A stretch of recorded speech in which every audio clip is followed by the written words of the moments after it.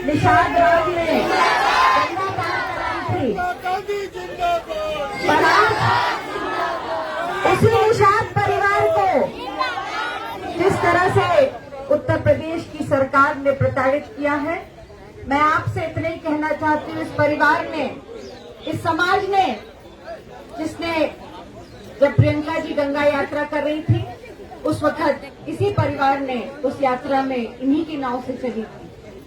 जब इन्होंने अपनी पीड़ा प्रियंका जी तक पहुंचाई, उनसे रहा नहीं गया और तत्काल इस परिवार के और आपके समाज के साथ खड़े होने के लिए प्रियंका जी आज आपके बीच में हैं।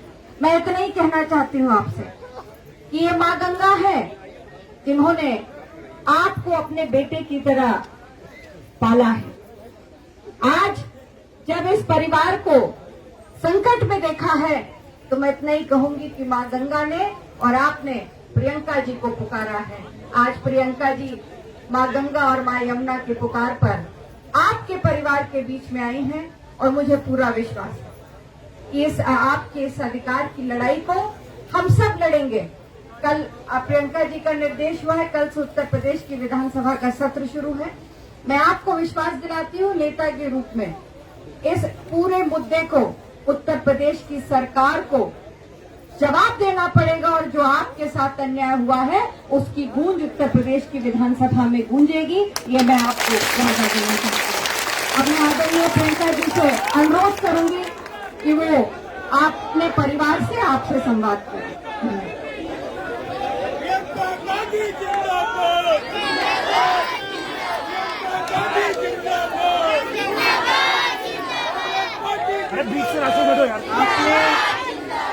आपने मुझे यहाँ बुलाया, इसके लिए आपका बहुत बहुत धन्यवाद।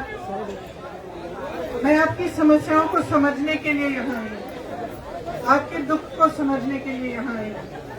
पिछले साल जब गंगा यात्रा में मैं गई थी तो आप मेरे साथ थे और इन्होंने मुझे सब बताया कि किस तरह से पहले आपको पट्टे मिलते थे, आपका अधिकार होता था उन पर और आपको कुछ चीजों की छूट थी। और इसलिए छूट थी क्योंकि उस समय की जो सरकार थी वो समझती थी कि आपके अधिकार क्या है और वो ये बात समझती थी जो पूरी दुनिया आज समझने लग गई है कि जो पर्यावरण है, जो नदियां हैं, जो जंगल है, उनके आसपास रहने वाले जो लोग हैं जिनकी कमाई उसके जरिए से होती है वो उसकी हानि कभी नहीं करते, क्योंकि जब आपका जीवन उससे जुड़ा हुआ है तो आप उस चीज की हानि नहीं करेंगे। लेकिन जो बड़े बड़े उद्योग हैं, जो बड़े बड़े ठेकेदार हैं, उनका जीवन तो नदी से जुड़ा नहीं होता, जंगलों से जुड़ा नहीं होता। तो जब वो काम करते हैं तो व्यापार करते हैं, तो उनको कोई मतलब नहीं होता कि अगर नदी की हानि हो रही है या जानवरों की हानि हो रही है या जंगलों की हानि हो रही है। ये समझ आप में है, आप में समझ ये है क्योंकि पुश्तों से आप ये काम कर रहे हैं और इसी काम पर आपका जीवन निर्भर है। इस काम के बिना आपका जीवन ही मुश्किल है। तो ये बात जब सरकार समझती है और जब सरकार आपके प्रति जागरूक होती है तब सरकार ऐसे नियम, ऐसे कानून, ऐसी नीतियां बनाती है जिससे आपका भला हो और नदी का भी भला हो। लेकिन आज की सरकार जो है वो आपके लिए नहीं चल रही है, खनन माफिया के लिए चलाई जा रही है, अलग अलग माफियाओं के लिए चलाई जा रही है। आपने सुना होगा बड़ा आंदोलन चल रहा है किसानों का, किस लिए? इसीलिए क्योंकि उनके मामलों में भी, उनके समस्याओं को भी सरकार समझ नहीं रही है या पूरी तरह से समझ भी रही है लेकिन मदद नहीं करना चाह रही। क्योंकि जो कानून बनाए गए हैं, कृषि कानून बनाए गए हैं, उससे किसान का नुकसान हो रहा है और बड़े बड़े उद्योगपति, खरबपति, उनका फायदा हो रहा है। उसी तरह से जो कानून गंगा नदी पे लागू हो रहा है और नदियों पे लागू है, जमुना पे लागू है, वो कानून आपकी भलाई के लिए नहीं है, नदी की भलाई के लिए नहीं है। वो कानून इसलिए लागू किए जा रहे हैं ताकि उनसे उद्योगपतियों की भलाई हो और जो बड़ी बड़ी कंपनियां हैं वो उनको सब इजाजत है। और कानून इस तरह से बना गया है कि वो अपना कारोबार धंधा कर सकते हैं, वो यहाँ नदी से कमाई कर सकते हैं, लेकिन आप नहीं कर सकते। मैं आपकी तरह महिला हूँ, मैं समझ सकती हूँ कि आपकी पीड़ा कैसी है। अगर आपको यहाँ पे मारा पीटा गया है तो शर्म आनी चाहिए प्रशासन पे को और शासन को, और अगर यूपी पुलिस ने आपको मारा पीटा है तो उनको भी सोचना चाहिए। जिस तरह से मैंने वीडियो देखा कि यहाँ पे तमाम लोग आए और आपको पीटा और आपके बच्चों को मारा, देखिए हाथ यही रोजी रोटी खाती, सिर्फ रोजी रोटी हम लोग की पूरी नाव तोड़ रहे हैं। आपकी नाव तोड़ी है। इस मुद्दे को हम उठाएंगे, पूरी तरह से आपकी लड़ाई लड़ेंगे। ये जो आपकी बरादरी है, आपने बहुत मदद की है इस सरकार की। जब इनका आपके वोट से ये सरकार आई है, लेकिन भूल गए हैं। और बार बार मैं ये कहती हूँ कि जो नेता है जब वो भूल जाता है कि उसको सत्ता किसने दी है, तो वो भटकने लगता है। इनको समझ में नहीं आया है कि बनाने वाले आप हैं, आपने इनको सत्ता दी है। इनको आपके लिए काम करना चाहिए, आपको प्राथमिकता देनी चाहिए। आपकी जो समस्याएं हैं उनको समझ के उनको सुलझाना चाहिए। तो मैं यहाँ इसलिए आई हूँ आप सबको कहने के लिए, सबसे पहले तो समझने के लिए यहाँ क्या हुआ, कैसे हुआ और क्यों हुआ। मैं नीचे जाके आपके नाव भी देखूंगी और ये कहने के लिए यहाँ आई हूँ कि मैं आपकी लड़ाई लड़ूंगी, कि मैं आपके साथ खड़ी हूँ। आपने कहा कि आपको न्यायपालिका में मदद चाहिए। मैं आपने जिन लोगों के नाम लिए, सिब्बल साहब, सलमान साहब और अभिषेक सिंघवी साहब, तीनों से मैं बात करूंगी। वो आपकी मदद करेंगे। हमारे कांग्रेस के कार्यकर्ता यहाँ पे आपकी मदद करेंगे। अगर इसके बाद आपको प्रताड़ित किया गया कि मैं चली जाऊं और आपको यहाँ आके कोई तंग करे, तो मेरे सारे यहाँ पे जितने भी कांग्रेस के कार्यकर्ता, कांग्रेस के नेता हैं, आपकी मदद करेंगे, आपके साथ खड़े रहेंगे। अल्पना जी ने आपके लिए बहुत काम किया है, वो यहाँ है, वो भी मदद करेंगी। तो आपके संघर्ष में हम आपके साथ हैं। और मैं ये भी कहना चाहती हूँ कि अगर हमारी सरकार आएगी, आपने कांग्रेस की सरकार में देखा होगा कि सबसे पहले जो आपके अधिकार हैं, जो जनता के अधिकार हैं, उनको मजबूत किया जाता है। तो आप जैसे जिस तरह से आपको प्रताड़ित किया गया है, आपकी समस्याएं बढ़ रही हैं, उनको कम करना हमारा काम है। और हम आपका जो पट्टे का अधिकार है उसके लिए हम लड़ेंगे और हम करेंगे। बहुत बहुत धन्यवाद। बहुत स्पष्ट तौर से दीदी ने कहा कि अगर सरकार आएगी तो आपका अधिकार जो जमीन के पट्टे का है हम आप लोगों को वापस करेंगे। आदरणीय दीदी ने ऐलान की। खेत न बारी है। सबसे घिनौनी बात यह है, हमारे माँ बहन को पुलिस वालों ने पीटा। इतने शर्मनाक की बात है कि उनके कोई वो चोरी की थी, कोई वो डकैती की थी, हमारी नाव तोड़ दी गई, हमको मारा गया। अब इससे बढ़कर के जबरदस्ती क्या हो सकती है। और जो शासन प्रशासन में है वो लोग जो है कि कितनी बड़ी गलती कर रहे हैं। और जो है कि बड़े बड़े लोग हैं, विधायक, MP, MLA सभी लोग हैं, कोई यहाँ देखने नहीं आ रहा है कि हम लोगों के ऊपर कितना जुर्म ढाया जा रहा है। हम लोगों के सामने हम लोगों की माँ बहनों को मारा गया। अभी हाथ टूटा है, वो बोल रही थी, पैर टूटा है। तो अब कितना बर्दाश्त हम लोग करेंगे।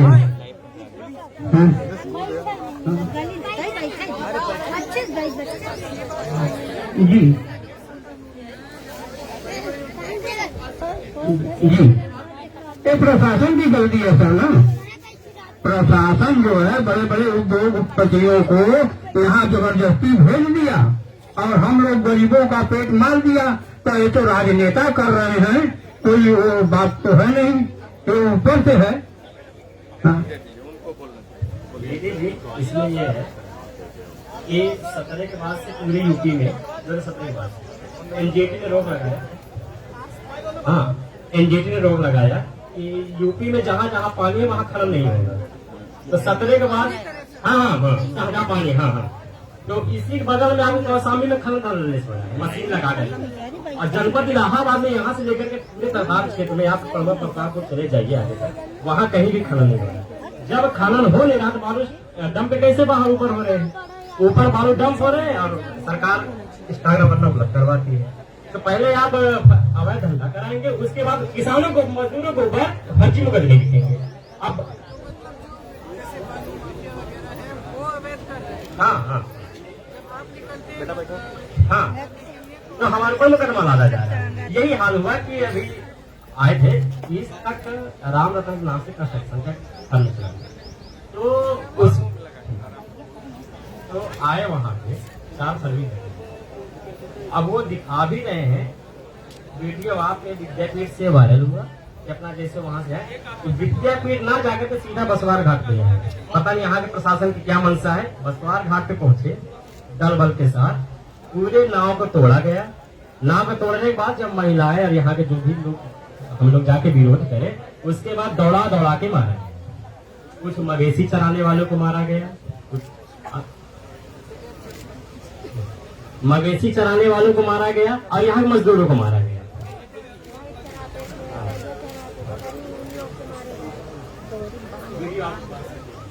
और हाथ पैर बांध के उसको पीछे कर पंचों पे घुमा दिया है। बोलिए। हाँ, सुन रही। आप ही के लिए।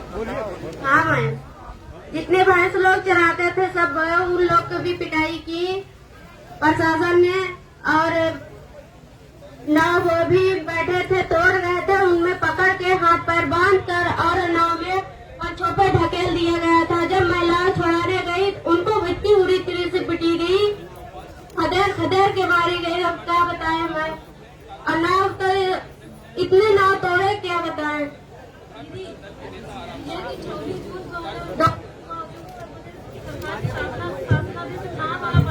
जो रोक लगाई गई है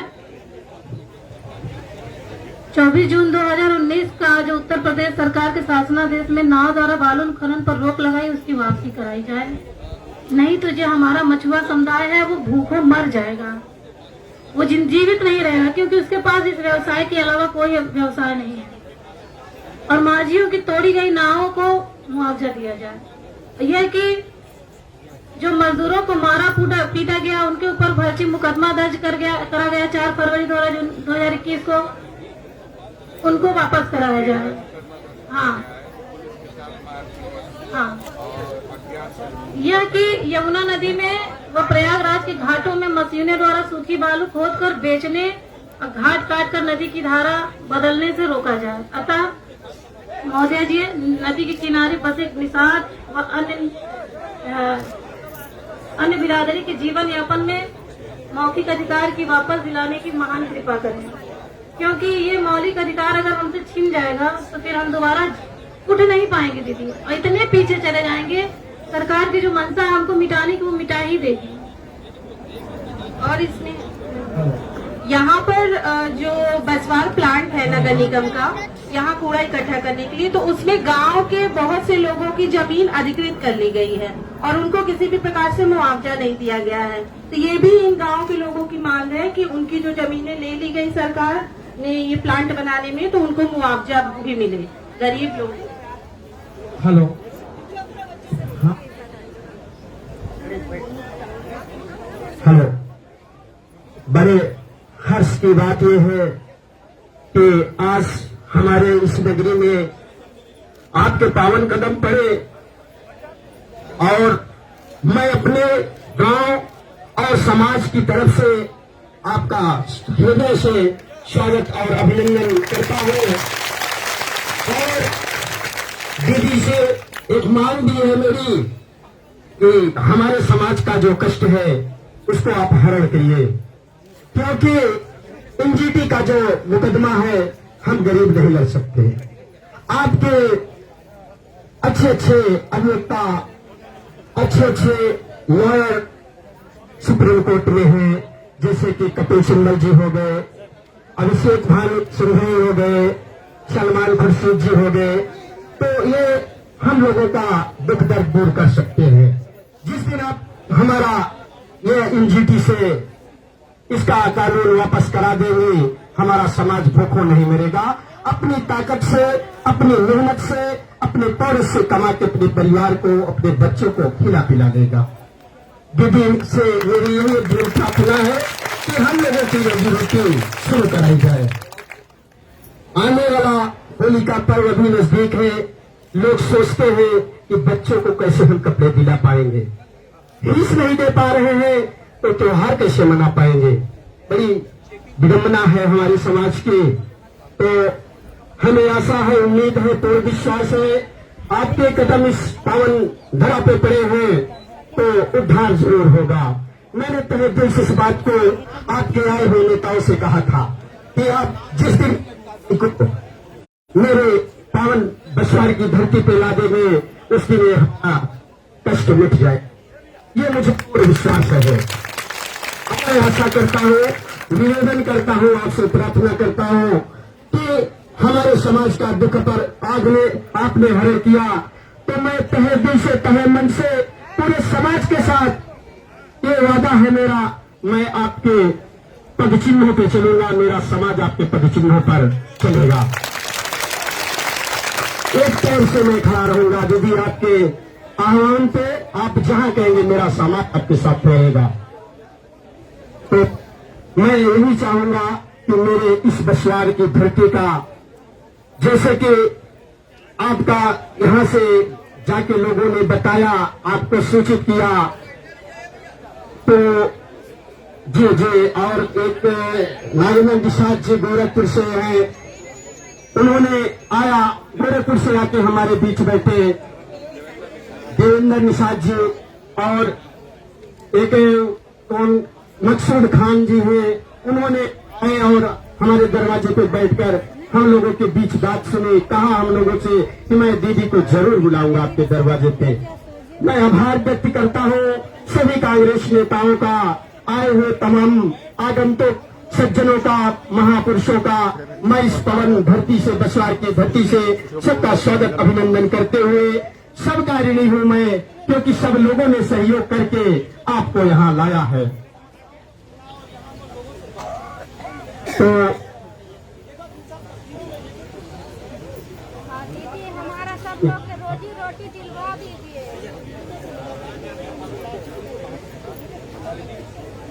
आप हमारे निवेदन पे, आग्रह पे, हमारी समाज की पीड़ा को सुनकर आपसे नहीं रहा गया और आप यहाँ तक चल के आए, तो हम भी आपके साथ तन मन धन से लगे रहेंगे। ये हमारे समाज का ऐलान है, पूरे समाज का ऐलान है। हमारे इस नदी की धार में ठंडी हवा आती है, नाव जर्जर ही सही लहरों से टकराती है।